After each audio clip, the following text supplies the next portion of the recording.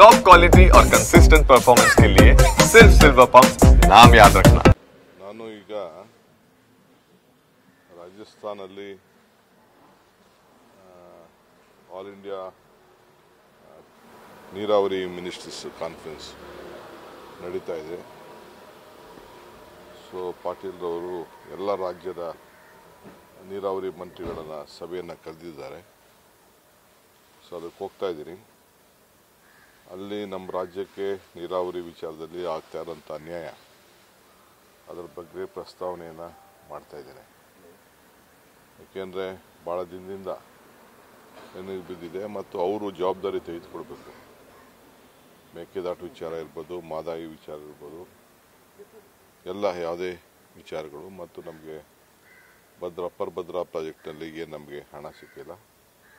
ಆಮೇಲೆ ಈ ವರ್ಷ ಸುಮಾರು ಯೋಜನೆಗಳನ್ನು ನಾವು ದೆಹಲಿಗೆ ಕಳಿಸ್ಕೊಟ್ಟಿದ್ದೀವಿ.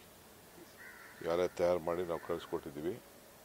ಎಲ್ಲ ಡ್ಯಾಮ್ಗಳನ್ನು ನಾವು ಈ ತುಂಗಭದ್ರಾದ ಹೆಚ್ಚು ಕಮ್ಮಿ ಆದಮೇಲೆ ಈ ರಾಜ್ಯದ ಎಲ್ಲ ಡ್ಯಾಮ್ಗಳನ್ನು ರಿಪೇರಿ ಮಾಡಲಿಕ್ಕೆ ನಾವು ಒಂದು ಪ್ರಸ್ತಾವನೆಯನ್ನು ರೆಡಿ ಮಾಡಿ ಈಗ ಕಳಿಸ್ಕೊಡ್ತಾ ಇದ್ದೀವಿ.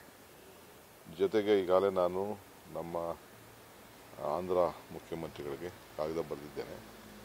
ನಾನು ತೆಲಂಗಾಣ ಮುಖ್ಯಮಂತ್ರಿಗಳು ಮತ್ತು ನೀರಾವರಿ ಮಿನಿಸ್ಟರ್ಸ್ ಎಲ್ಲ ಬಂದು ತಮ್ಮನ್ನು ಭೇಟಿ ಮಾಡಬೇಕು.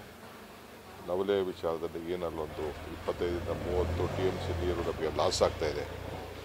ಅದರ ಬಗ್ಗೆ